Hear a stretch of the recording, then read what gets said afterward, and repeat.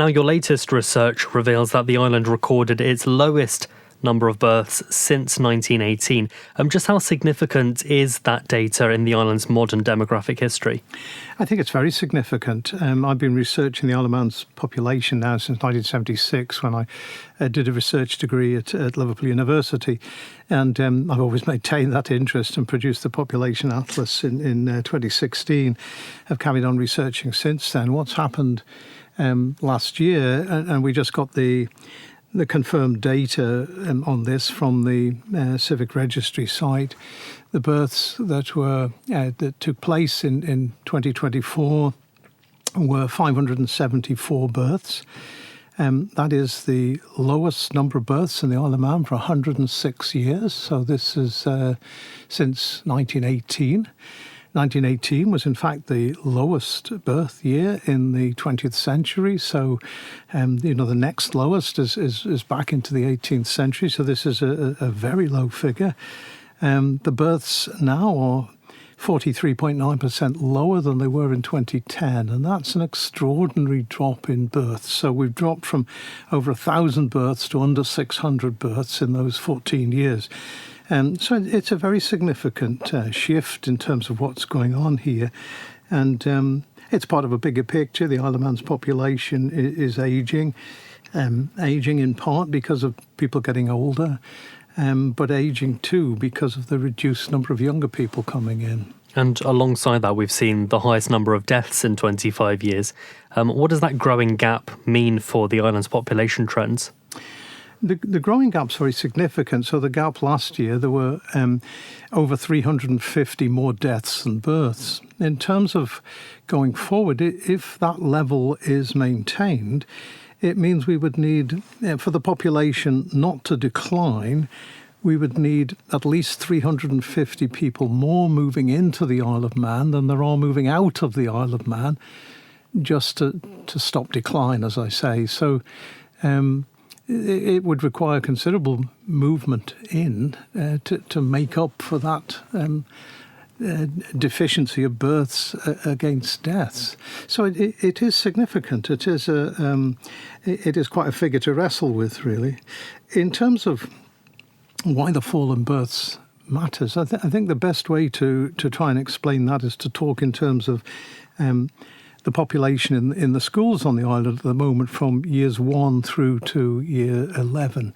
The two biggest year groups there in the schools are years 10 and 11. So these are pupils in the age range 14 to 16, that group. They're the two biggest years. Those years have got around 1,000 pupils in each. And as you come down the years, 9, 8, 7, they're down to primary school, 6, 5, 4, 3, down to year 1, that's the smallest year in the schools with 740 pupils. So there's 250, 270 difference between the biggest year in year 11, the smallest year in year 1. But then we know that if you go beyond that, the age groups that are not yet at school, so this is the age 1 to 4 sort of age group, we know that by the time you get down to 1 or last year's births, it's under 600. So in 5 years' time, that group will be coming through into the school. So we've got this extraordinary decline in the groups going forward.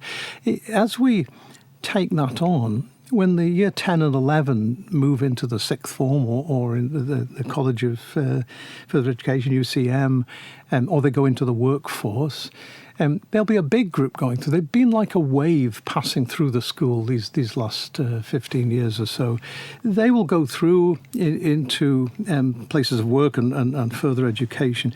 And then after that, the numbers leaving school, the numbers going into work, the numbers going to university will start going down each year.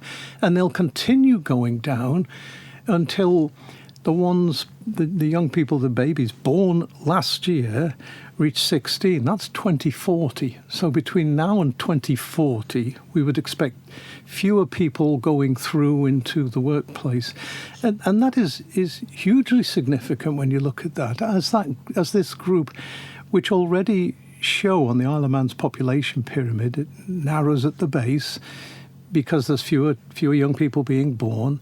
As that moves up the pyramid, we will have a point where there's fewer young people to be the next parents. Okay, when they reach their 20s in the 1940s, there'll be fewer and fewer young people to be parents. There'll be fewer and fewer young people to be paying national insurance and taxation and so on to cover the needs. So this gap that we're creating now with fewer births each year will still be visible on the Isle of Man's population pyramid in 70 years' time. We'll never fill that specific gap in.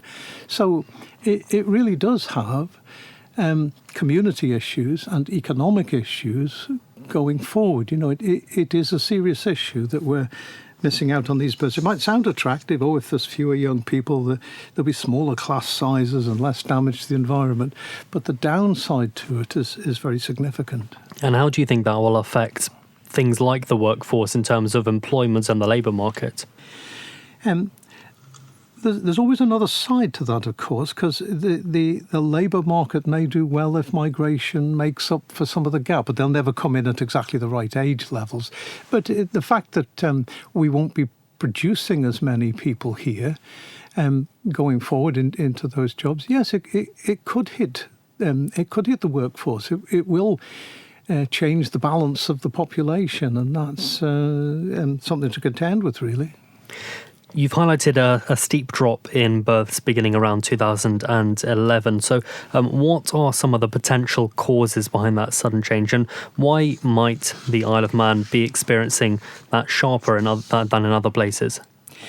It's a good question in terms of what are the reasons for the fall in birth. And I can only conclude, having been wrestling with that for much of the last year, I can only conclude that there's a range of factors that are affecting this. It's very tempting to look at the date of it and say, OK, what was happening around 2009, 10, 11?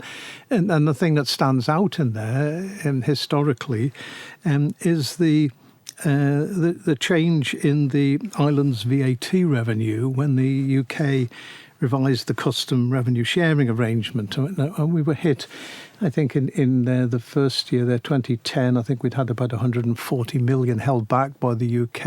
And I know the budget of 2010 raised the income tax from 18 to 20% and made 100 civil servants redundant and so on the spot, as it were. And that was a difficult time there financially. And that absolutely coincides with the start of this drop.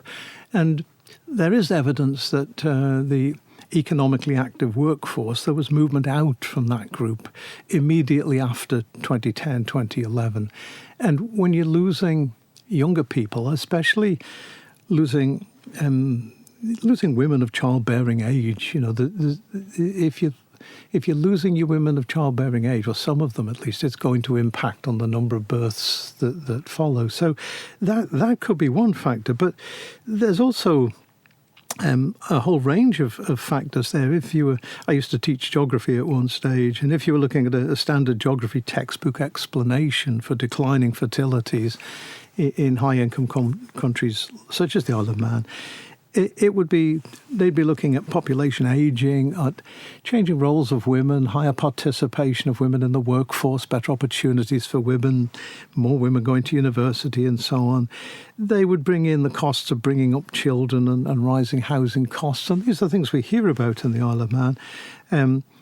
Couples delaying children till they're in the 30s, and maybe even concerns about the future, concerns about climate change and things like that, which is sometimes here said. But if you look at that list of things, they really don't offer an adequate explanation for the sharp peak in births and then the decline. These were all gradual things. The number of women attending university has grown for the last 20 years or something. That was not a sudden point. It didn't just kick in 2011. So it is hard to pin down exactly what. One of the interesting things is when you make comparisons with other places. So if you compare the Isle of Man with Jersey, Jersey has a similar peak in population that perhaps occurred 2 years after us in 2012, their peak.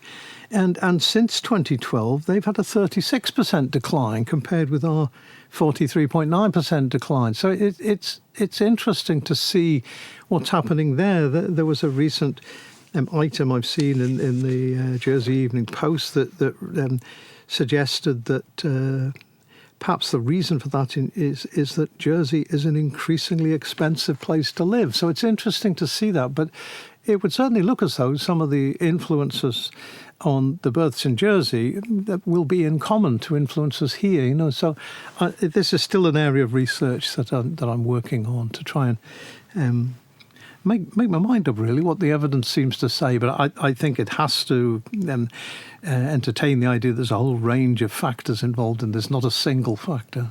I just want to come back to something which you spoke about before, which was the role of migration. And while births are falling, you've noted that inward migration has led to modest population growth.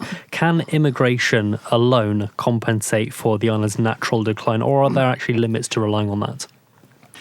Theoretically, in numbers, it could do. We have had periods in the past. In the 1970s, for example, we had periods where I think there were 10,500 new residents arrived in the Isle of Man in a 5-year period between 1971 and 1976. So those sort of numbers, could make a difference, but they'll never fill the gaps that you've created. In other words, at the moment, for migration to make up what we're losing, we'd need under 15-year-olds to be coming in, and that's not what you'd be getting. But it is true that there is a small amount of population growth going on, despite the excess of deaths over births. We're seeing the population grow due to net inward migration. That's more coming in than going out. And in particular, there's some interesting data from the schools. If you look just over the last 4 years even at what's happened in the schools, if you take in 2020 year groups 1 to 8, and they over the 4 years through to 2024, they've moved upwards to become years 7 to 11, I think.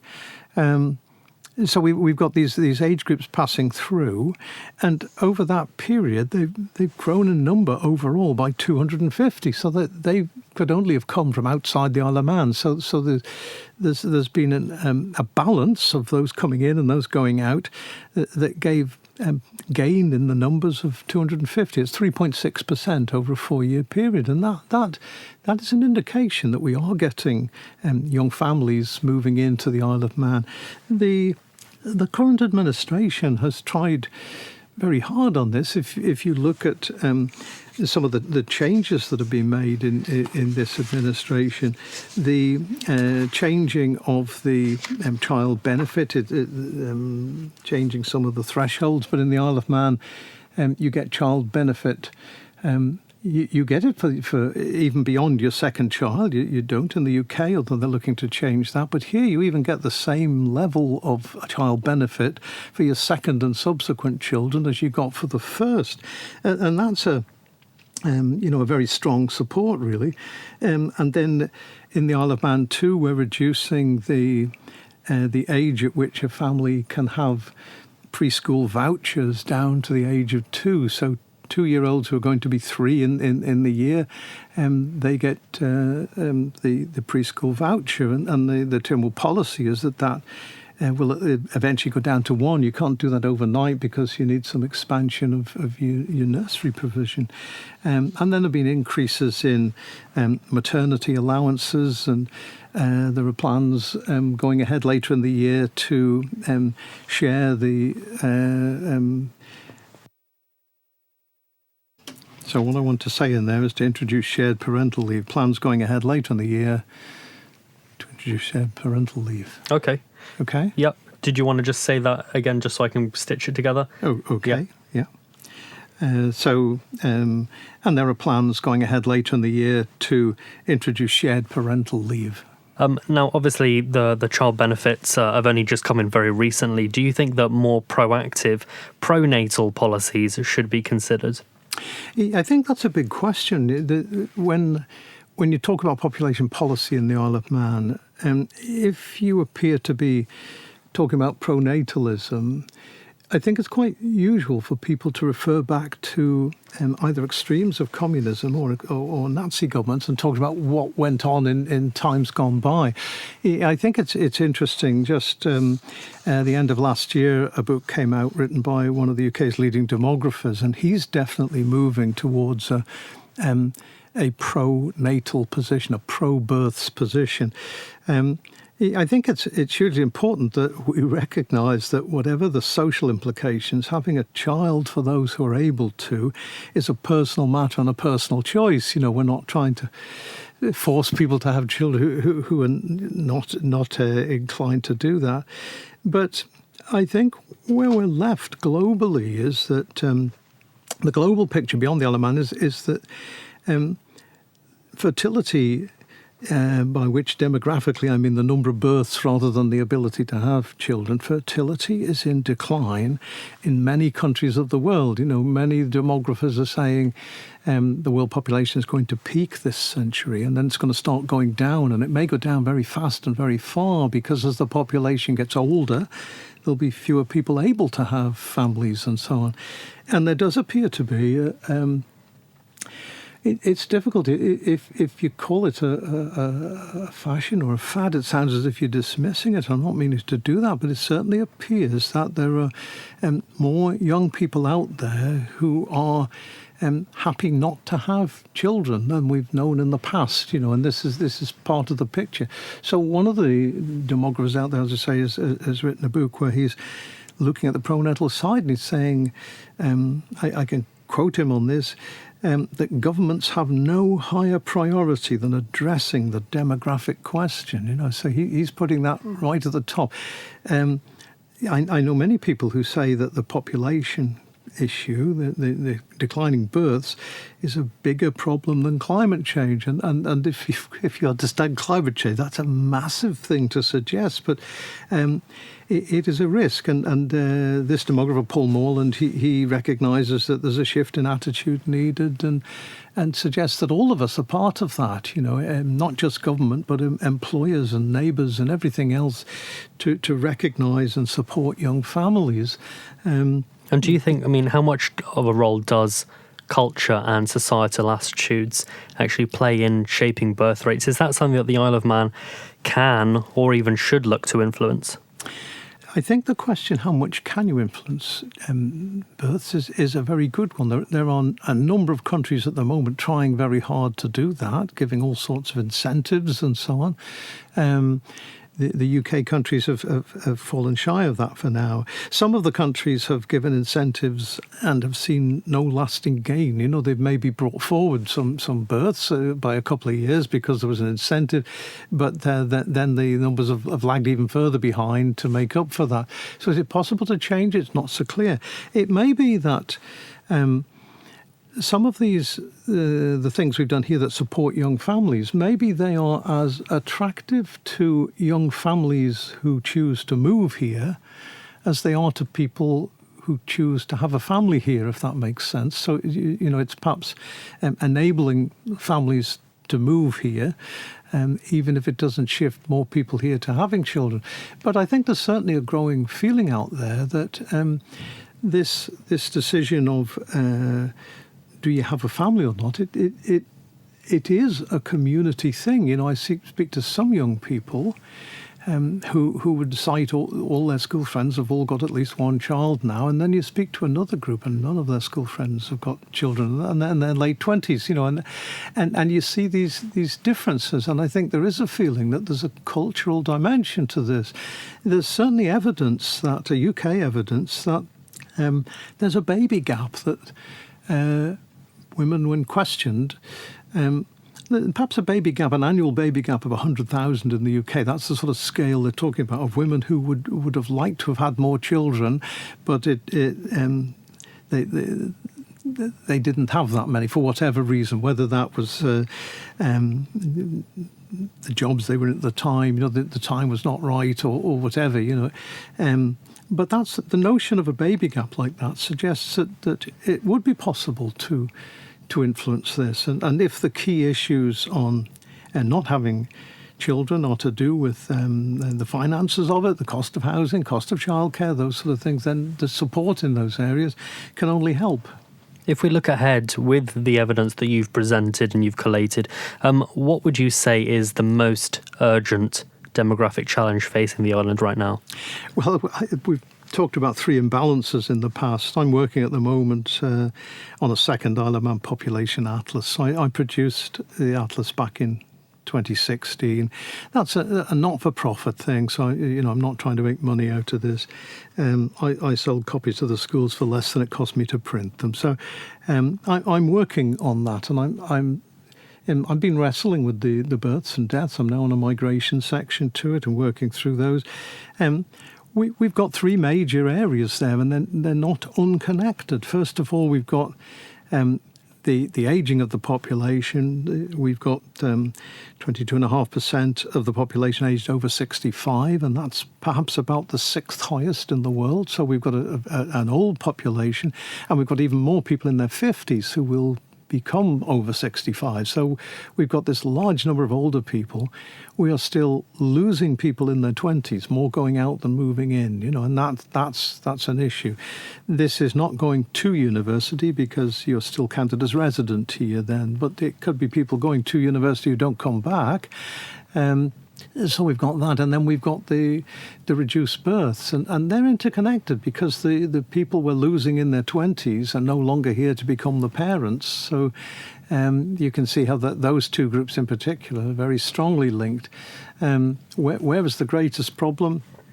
I think we have to be working on all of them. I think it's important that we're looking at some population growth of the working age group, because that's where the economy is missing, and that's the group that would have children going forward to try and give us a better balance, because population profile at the moment is so imbalanced. It's quite remarkable when you look at it and look at how it's changed since 2001. The change has been very, very significant. So I think we need to look at all three imbalances and work on them together, not treat them in isolation or as separate. And just lastly, is there any reason for any optimism? I mean, what signs are you seeing that could point towards stabilisation or even improvement? I think the optimism would come from two or three areas. One, there is some evidence of population growth. Between 2011 and 2016, the population actually declined. It didn't decline then. Between 2016 and 2021, the censuses, it rose slightly. And the data coming out of Statistics Isle of Man suggests that the population is continuing slowly to rise despite the excess of deaths over birth, so that there are green shoots there. And then that school data that I referred to, where we've seen the students in the year groups over a 4-year period, as they've passed up through the school over 4 years, the groups have grown by 250. So it's the same students, the same groups, taking a select group at the start, following them through over that period, and they've grown by 3.6% in 4 years. And that's quite strong growth. That does suggest there's movement in here of young families. So I think these are the areas that are the strongest. And that's, going forward, it's important that we are attracting new people in. I think we've taken some of the right steps. I mentioned before about the preschool credits and maternity allowances, child benefits. They are hugely supportive at the moment. Certainly, there's been quite a shift in those since the last election, 2021. So I think we have got these changes. It would help if the economy grew, but then these things are interrelated, because I've heard it said, and over the years there's certainly evidence that when the economy is growing, the population grows. But it's also true, and I've seen this over the years, evidence, when the population grows, the economy grows. So these two things are so closely linked, it's not always one leading the other. Thank you for making it to the end of the Manx Radio Newscast. You are obviously someone with exquisite taste. May I politely suggest you might want to subscribe to this and a wide range of Manx Radio podcasts at your favourite podcast provider, so our best bits will magically appear on your smartphone. Thank you.